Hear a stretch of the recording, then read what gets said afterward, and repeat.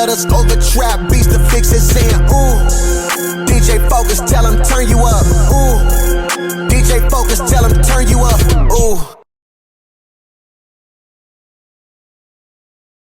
Welcome back. DJ Focus, Dice Gamble. You tap back into the Fixx, your source of faith-infused hip-hop, R&B, and poetry. It's time for our spiritual detox. And listen, I know everybody been waiting. We done waited 10 years. And when I tell you what we've been waiting on is back on. Shouts out to Dr. Holly Carter, CEO and owner of the Merge TV network. Y'all need to go ahead and go over there and download that app right now, because what we've been waiting on 10 years is back. We have the Preachers Reunion back in full effect. Listen, when it went off, everybody was like, why? You know, why wouldn't we go get a season 3? How did y'all just go off and just go on the hiatus for 10 years? But we are grateful that it's back. And we have, listen, one of the power couples from the reunion on with us right now. When I tell you, start off with the husband first. He's an iconic global pastor, minister for a lot of years. My grandmama would be so blessed that I get a chance to have a conversation with him right now. I know she's looking down from heaven smiling, but he has shaped up a lot of pastors, taught a lot of pastors, been a beacon of light in the community, done so many powerful things over the years. The one and only Bishop Noel Jones. And of course, his beautiful wife is joining us, First Lady Loretta Jones. How y'all doing? Amazing. I'm doing fine. Thank you. Yes. Thank y'all for joining us. And I really want to give you guys roses. You guys have been doing a lot of powerful things for the kingdom, for the community. So I just want to give y'all roses while y'all still here. Keep doing what y'all doing and keep doing God's work. But we got to talk about this reunion. This thing started off, and I didn't know what to do. I saw the first episode and I was like, wow. Bishop, how do you stay so calm and collective? Because pray for me, because my blood pressure would have been up and it would have just been bothering me. How do you just stay so calm around Bishop Ron? Because like I don't understand it. I'll be like, Bishop, get him. You've got to understand the character, and you have to understand Ron's securities and his insecurities. And once you understand that, you don't chalk it up to being evil. You might chalk it up to being immature in certain areas of his life. And Ron thinks that because he was on drugs, he was a gangster. I mean, that doesn't make you a gangster. And he portrays that rude boy, that tough boy kind of a situation in anything he does. So it's all him trying to make that powerful, strong front to cover whatever insecurities he has. So yeah, I understand that. I just roll with the waves. That's good. So a lot has changed over the 10 years from the last episode of season 2 compared to now. So just talk about church dynamics altogether. Like, you know, the pandemic happened, you know, the world was shut down for a little bit. Just talk about church culture and everything over the 10 years and how different it is compared to when you guys were last on. Well, one of the things that has happened is we failed to understand that our churches would grow with connectors. So we're talking millennials, Gen Zs, and now we're moving to alphas. So baby boomers, my group, we were assemblers. But the church now has moved to assemblers, older people, and connectors, younger people. And so consequently, what the pandemic did was the pandemic acted as a catalyst. It didn't change the reaction, it just speeded it up. So now you're ending up with buildings that seat 7, 8, 9,000, but you're only going to get a mixture of connectors who aren't coming to assemble and assemblers who are going to assemble no matter what. So consequently, you don't need as big a building. Okay. Because you're not going to, your audience is going to be a mixed audience of connectors and assemblers. The next thing that happened was we discovered that we don't have to go to the mall anymore or to shopping centers to buy, because during the pandemic now they ship it in. Then we discovered that people could work from home. So here's what happens. These enormous buildings that I had particularly, they fall in the category of warehouses. So the warehouse is necessary when you're shipping goods, but it's not necessary any longer for simply assemblers. So the wise thing to do is get rid of that monster building, get a building that's an office building, or in our case, a medical building. And what we do now is we serve every aspect of the community in one place. Before, we would have to make adjustments. We'd bring tents in and do all kinds of stuff to serve different areas of our community. Now we have a man cave. We have places for women. We have places for schools. Restaurant. We have restaurants. So Ministry, women ministry, children ministry, dance, karate, drug and substance abuse, homeless programs. So, and one of my favorites was pick up an instrument instead of a gun, pick up a camera instead of a gun. Now we're going to be able to produce music for kids, teach them how to use the software. And better than that, we're going to put a studio first of the greatest studio we could find. We're going to put in there, and this way our whole community is being served. Now we have the secret for reaching the millennials and the Gen Zs. You see. That's good. That's good. First Lady Loretta, talk a little bit more about that. Why was this so important, this move, this shift? It was so important that we moved to shift into the time of where we are now.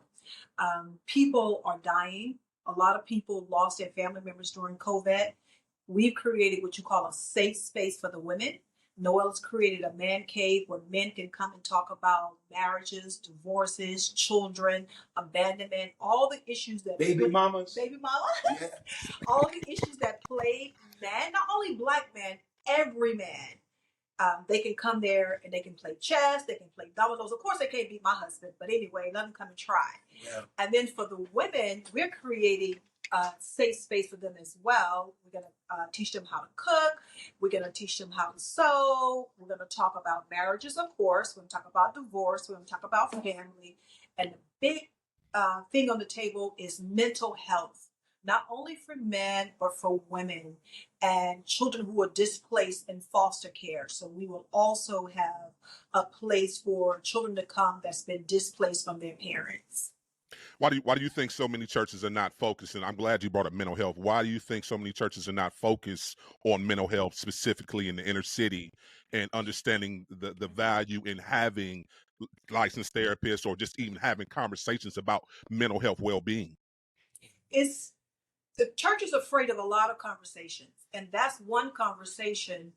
People are afraid to discuss gay people coming to church. They are afraid to discuss mental health, both in men, women, and children. They feel if you don't discuss it, it doesn't exist. Oh, well, wow. One of the things I think it's important as it relates to that is that many times, and when you say the churches, particularly in our culture, when you say the church and how the church thinks, how the church operates, it's generally how that particular pastor thinks. Okay. And that carries the whole church. So consequently, if you're in a situation where you're Pentecostal and where you're prophetic, and you just simply believe that if you lay hands on anybody and you cast out demons, that will solve the problem.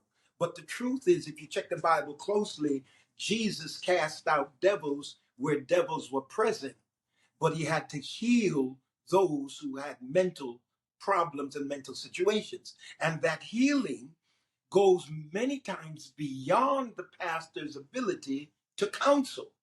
And if that is the case, then he needs to find someone in the community who has the right kind of certification to be able to deal with those people. And that means taking money from your coffers, hiring somebody, or being in a position where the government will help you to do it based on your previous record of how you operated in the community. So let's not mix the theology with the psychology. Yeah, that's good. That's good. And much needed. Thanks for sharing that. So come on, let's talk a little bit more about this reunion. You know, I gotta ask, First Lady, you know, definitely I'm grateful everything is okay. You're okay. Can you guys talk a little bit about the situation, the altercation that happened in your service, and the young lady, you know, for whatever reason, just was tripping. I feel like she just was tripping. Just a whole spirit over her. Just talk about the altercation of the woman, you know, coming and kind of assaulting you a little bit, and how do you guys like handle that so gracefully? Because I really feel like, yeah, I'll be questioning myself, like I need to pray a little bit more, because I don't know if I would just handle these situations the way y'all handle them. Well, I think I'll address that more than she can say her piece, but I don't think she likes to talk about it Okay, as it brings back dreadful memories. But understandable. but things are handled privately before you go public. Okay, After the thing happened, initially there was a breakdown in my original security people. That okay, was a breakdown because I actually had no security at all. I was just paying a bunch of folk who were just around us and around her and around me. But security is different from police. Every time I talk to my security, well, we're going to investigate. I said, investigation is for the police. Investigation is only applicable when something has happened. Your job is to keep it from happening. We didn't have that. So gotcha. consequently, she came through past everybody, even the people who were standing right beside her. And her mental situation was one of hatred because somehow in her mind, she thinks she's associated with me and I'm married to her. So if she gets rid of my wife, then she is in the play, some madness like that. So that's what happened. But my wife had to handle it privately, had to get a grip to it, had to overcome it. And then I felt so inadequate that I would have a wife and not be able to protect her. So what it did was it stimulated us to get the kind of protection that is necessary in the time in which we live. And that is, I've got some guys now that you don't want to come up on us. No, I'm grateful. I thought you always had them. So yes, I'm glad you got it, because y'all need it. Yes, absolutely. Um, so let's talk a little bit about just the idea of allowing for everybody to come back into y'all world. Like, so let's be very clear. So let's talk about that first. The marriage, the wedding, like this is new. So from 10 years to now, where we are, Bishop, you know, we got a new situation, and from what I'm hearing, this wedding episode is about to be amazing. That's going down next week. Can y'all share a little insight on, you know, Well, let the people? I let her talk about that. That was her baby all the way. Okay. I was just invited. Yes. Yeah, the wedding episode is going to be amazing. You're going to see glamour. You're going to see our family. You're going to see our friends.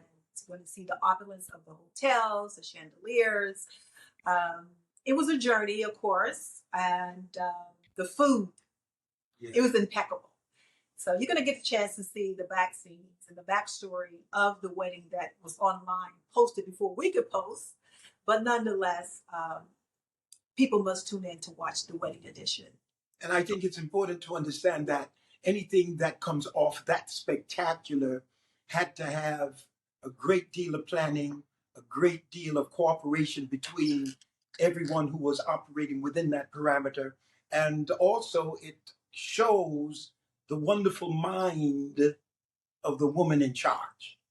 And that is a mind that is capable of glamour, a mind that is capable of fashion, but a mind that can organize, a mind that is determined to get the result that has been forecasted in the vision.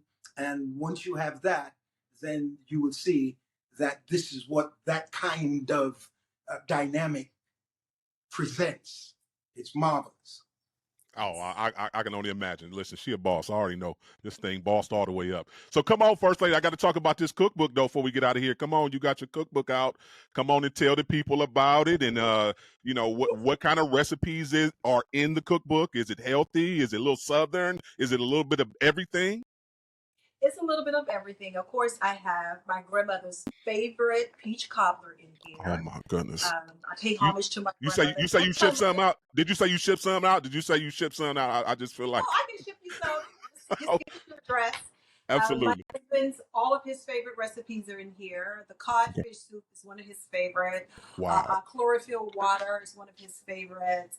Our, what's this? A cabbage kale weight loss soup. A lot of women all around the world are trying that soup, and they are actually losing the weight. So this book is a must-have. We're number 5 on the Cancer Institute. Okay. I'm not number 1 yet. That I'm hopeful. Work. I'm working Yeah, on keep it. working. It's gonna work. Yeah, Yeah, you're yeah. gonna make it. But yeah, it's my first cookbook. I'm working on my second and third cookbook all at the same time. So stay tuned for more anti-cancer, anti-inflammatory recipes that would help cancer patients live a better, healthier life. So is this a start for maybe some restaurants coming down the line, a chain of restaurants from Well, First I Lady already Loretta? have a restaurant, Okay, and you so do? Okay. yeah, our restaurant will be open. I'm thinking in about 2 months. We want to launch for Mother's Day. Okay. Again, it's a safe space for women to come and talk. We're trying to come up with a new name. We're thinking about the tea room or Nobody asked me. I know, honey. Well, you already have your man cave. Well, no, but I need to be in on the name, on the name game. Okay. Yeah. So I need every woman to come up with a name and submit it to my Instagram. Yeah. Because again, it's going to be a room where we can come and conversate about things that are happening in our everyday life. Can a man come up with a name? Yes. What about what's the prize? Well, there's no prize yet. Oh. I just need a beautiful name that would fit the restaurant, and that's what's going to be happening in that restaurant. Mm-hmm. I know you guys have been around ministry for a long time and been doing ministry at a high level for a long time. You know, what's something you would share with the people, maybe that God showed you guys that you kind of didn't know from a spiritual aspect about yourselves personally, or just about your call, or where He has you, how He's using you? Let me go first, Darren. Okay, here's what I think God has shown me as it relates to this show. I get a lot of questions. Will people be saved from watching the show? My question to them is absolutely not. Our ministry, Noel teach on Wednesday and they teach on Sunday. So if you're looking for salvation, come to the ministry. This show is our personal journey. We are allowed as Christians to have a life outside of church, and this is our story. And a lot of people want us to not tell our story because they want to be able to gossip about your story, but they don't want you to tell your own story. So I'm glad that we're out in front of our own story about our personal life. Well, I think that one of the reasons I did the show then, and I'm again doing it now, is to reduce the iconoclastic disposition that people have towards their pastors. To whom little is given, little is required. To whom much is given, much is required. But to whom much is given, all is not required. Mm-hmm. The only one you can require all from is the Almighty. Mm-hmm. I understand that there's a higher standard for us, yes. But realize this, that your pastor is not your God. God is God. And he should minimize himself in your view. And it happens naturally that he is minimized because he does not always agree with you. He does not always meet your needs. He does not always live the way you want him to live. So it is a natural relationship to prove that he is not God. And I think that showing the way we live and some of the things that we do, we like nice things too. So please, I want everybody, if you want salvation, as my wife has said, tune in on every Sunday to our YouTube at official Bishop Noel Jones, and then we get your salvation. If you want entertainment and some knowledge of our personal life, then jump on Merge TV and you get that. You know, it's amazing. I thank y'all for both sharing that. I think it's amazing that, you know, believers are not able to, like, be able to show their vulnerability or just, be themselves. Like, we put on these facades. That's why I think a lot of people are leaving the church or don't want to be a part of the church because Right. of we're not being authentic. So I hear what both of y'all said, but I disagree. I see pieces from what I've watched over the years from this series that yes, it needs to be shown that sometimes you have a moment where you might break down. That's real. We act like we got it all together. We ain't got it all together. That's why we need a Lord and Savior to keep us in check. So I appreciate y'all. So shout out to y'all haters. For the ones who don't want to watch it, don't watch it. Bless y'all life. But I appreciate y'all because I am an ex-street guy for real, and I need something authentic. I don't need nothing watered down. I need to see sometimes that if I have a heated conversation with my wife, then I'm normal. You know That's what I'm right. saying? Like, sometimes seeing the pastor and the first lady, kind of, having a little conversation, a little heated conversation. Yeah, So I'm just saying, though. So I appreciate it. Sometimes, believe me, it's needed. So do what continue to do what y'all doing, and I'm excited about watching the rest of this season of the reunion. So can you tell the people? Listen, appreciate y'all coming by. Can y'all tell the people again where they can watch it, and please shout out Refuge Church and anything you got going on, your social media handles. Merge TV, where they can watch the show in the Black. And my handler Instagram is Lady Loretta Jones, and Noel.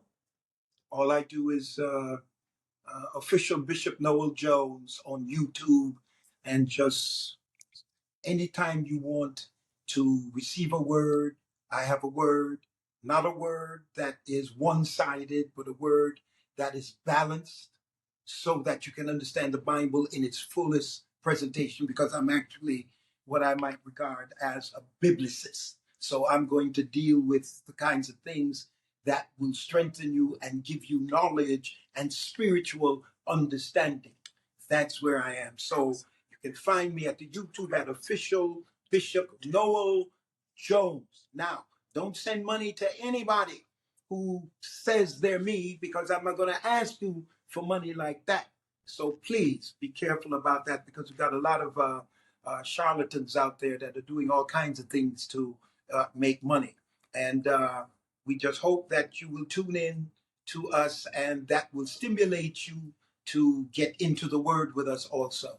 Very important. First Lady, where can they go buy your book at? We actually on Noel Jones Ministry website, also Amazon, Book a Million, and what is the other site? Barnes and Noble. Barnes and Noble. One more. That's good. Listen, don't touch that dial. We got to go to a break. We'll be back with more. You tapped into the Fixx. You know the Fixx is in.